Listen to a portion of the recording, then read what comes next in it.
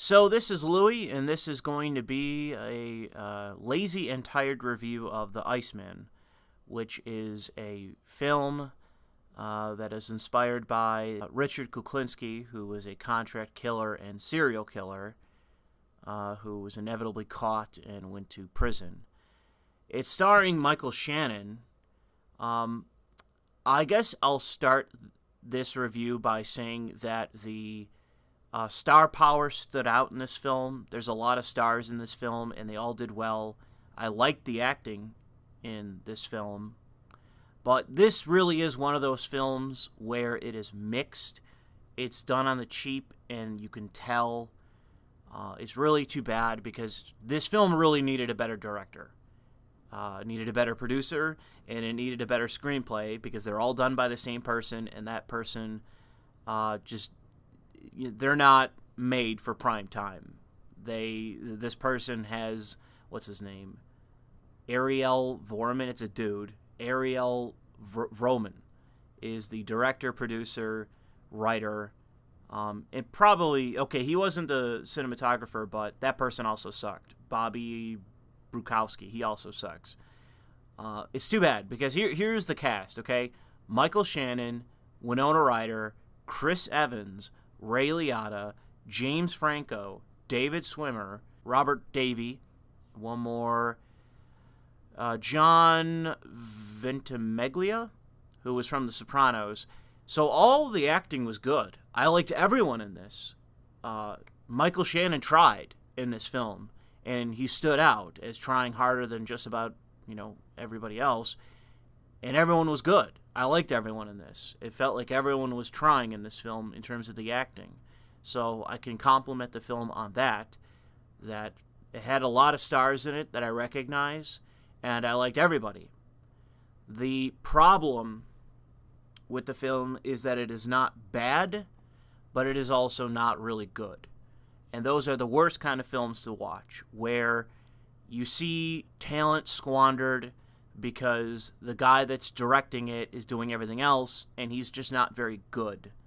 I know how harsh that sounds, but he weighs down the film because if you watch it, and you've watched many films, you can tell the difference between a good cinematographer, a good director, a good producer, a good screenplay writer. You can tell. And while the dialogue was fine, it's just like, everything else that was just kind of okay. Everything was just kind of okay. Not good, not bad, just mediocre. And it's too bad because I think this film with a better director could have actually been a good film and been successful. This film was not very successful. It lost money in the end. They did this on the cheap for $13.5 million, and they made $4.6 million. So this movie was not a success, and I pin all of that on the director. You really needed to step it up. It has a real muted tone to it, which you don't want. It seems like this film, in terms of the pacing, was paced fairly quickly, that none of the scenes really dragged on very long. It's just this scene, that scene, this scene, that scene. There was not really any clever angles with the camera. It's just all very straightforward. There's no stylization in this, and you kind of need that to make a good movie, to stand out. You needed that. So that's too bad. It's too bad that you just unfortunately had a person that was in charge of too much who just can't pull their weight when all the actors were. I liked everyone in this. Michael Shannon, who plays Richard Kuklinski, definitely went all in on this character, definitely tried. I really liked him. I was impressed by him. Chris Evans was good in this too. I wasn't even sure who he was up until they showed the same character who's a hitman with his head shaved. I'm like, oh man, that is Chris Evans, so he's good in this. Everyone was good. I was actually surprised by James Franco just popping up. I was like, whoa, that's James Franco, what the fuck? He was good. He's only in like one scene. David Schwimmer was also pretty good. So yeah, it's too bad. You know, I dislike movies like this because I'd rather watch a bad movie where I can, you know, tell you how bad it is. But this is really one of those movies that's kind of, you know, you finish and then you start contemplating it and you go, wow, this actually could have been a lot better. What went wrong? And you think about it and you say, well, I liked everyone in this. Everyone was pulling their weight in terms of acting. So where's the problem? How is this film just kind of mediocre rather than bad or, you know, good? And so I lay blame fully on the guy that, you know, was in charge of all this. I don't really know if the story itself is even worth talking about, because I'm sure you could really get the gist by watching a documentary of this, you know, contract killer / serial killer's life. That was the story, was watching this serial killer / contract killer evolve. And the reason why I'm saying / is that he's not just a contract killer. He is also a psychopath or has some sort of disorder where he has a compulsion to kill, that if he doesn't kill, he starts falling apart. He has fits of rage. He gets really anxious. And so, as far as I understand, that's what the movie's implying, that he had a direct compulsion to kill, and it was basically required to keep him, for him to basically manage himself and be relatively normal. That's how I interpreted what the film was saying about this person, you know, the character, that he was compelled to kill, but he necessarily wasn't really sadistic. Chris Evans was far more sadistic. At one point of the film, Chris Evans meets with Michael Shannon and says that, you know, things are falling apart, so why don't you kill my family and I'll kill yours. And so basically, as far as I can tell, Chris Evans in the film, who is like, he's even worse than Michael Shannon. He's a fucking maniac. Not that he's like over the top or anything. He is himself fairly casual about murder. But at several points in the film, he displays a side of himself where it's fairly obvious that even though he's not cartoonish about being a sadist, that he must be. He must be a sadist. He must enjoy killing. Unlike Michael Shannon, who is basically deranged, and he uses murder to basically stabilize himself, because without it, he just starts falling apart. There's not really much to the plot. The introduction to the film, that's fine to do, but it's where, you know, Michael Shannon as Richard Kuklinski becomes like a full-time contract killer, where it's a little bit too fast. That you could have dwelled on that a little more. You could have shown a few more hits. There's only a few actual killings where it's actually spaced out a little bit. Even the scene with James Franco, even that particular scene is fairly straightforward, quick, a few minutes, and that's one of the longer scenes regarding one of his contracts, which, you know, I looked at that and I said, well, even that, it's too straightforward, it's too plain. I understood what they were trying to do with that scene, but they didn't really do much with it. It's too straightforward. You try to make it very serious, and you try to give, you know, they play on like a religious angle, but unfortunately, it's like you set it up in the scene before, and then you do that scene. It's just, it doesn't really work. The people behind the scenes either weren't committed to the project, or they just aren't very talented in general, because they kind of dropped the ball. And you can make a film like this that has a straightforward script that isn't particularly long, but you have to stylize it. That is a must. You have to stylize it.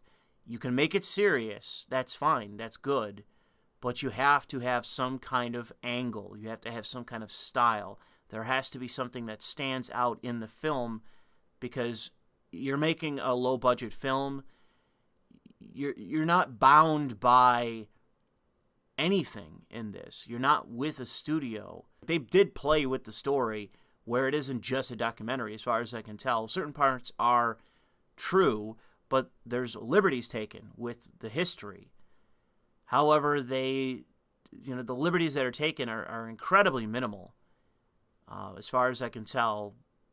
But if you are given a license to take liberties with the material, bump it up.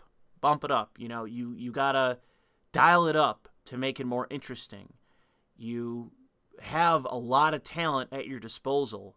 Utilize them better, and you gotta offer something with this film that makes it different, that makes it stand out, that gives it some kind of flair. I think that's the best way that I can put it, because the film is just too muted.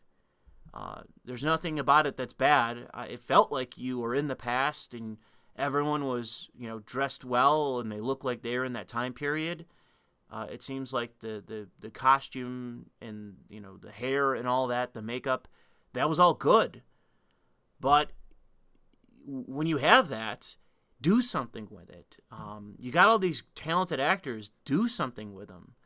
I really think maybe they just had James Franco for a day. They didn't pay him much. He was doing this for a favor of somebody else. James Franco's good. Do something with him. Unfortunately, I don't really know if I can recommend this. As I said, the acting was good, but the people behind the scenes just didn't do anything with it, and there's nothing about this that really stands out to me as someone who enjoys movies.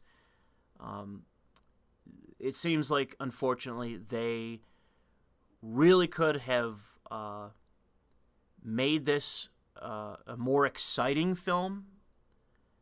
They could have made this a film where there was liberties taken with the time periods. And a good example of what I mean by flair and style is Casino.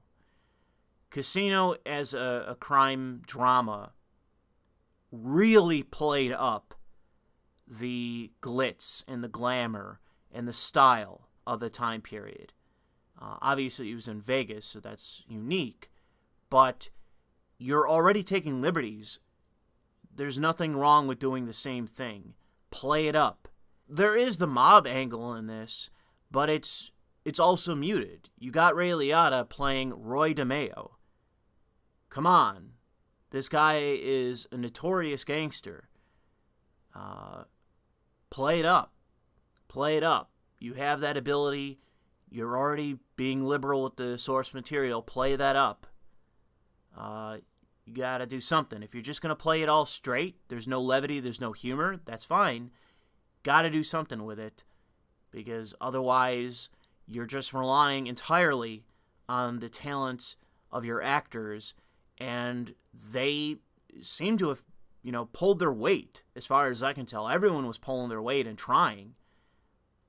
So, I don't know. What can I say? It seems like, unfortunately, the person who was miscast or misplaced was the director.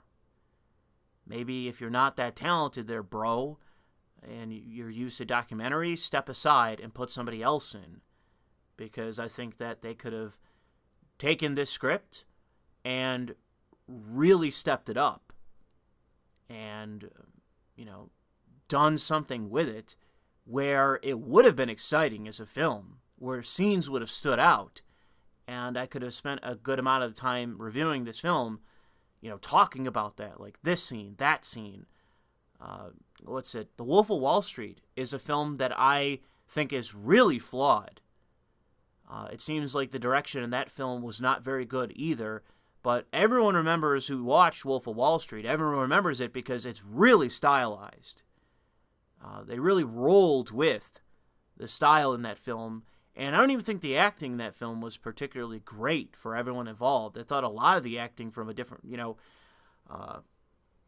Leonardo DiCaprio in that film was good, but a lot of the other actors kind of sucked, in my view. You just had everything else going for it that made it work in general to where I liked the film, where it stood out in my mind. Very flashy film. This film is the opposite. Too muted. Too muted in terms of everything. Scenes, camera angles, pacing, just too straightforward, by the numbers. Okay, we got the scene, cut. Move to the next one. We're in editing. Okay, we got the scene, next scene, next scene, next scene, print. You know, just, not great. Anyways, I will leave it there until next time. Hopefully next time I can watch a more exciting film where I can actually, spend more time describing certain scenes that I liked or didn't like. But this film wasn't it. All right. Thanks for listening.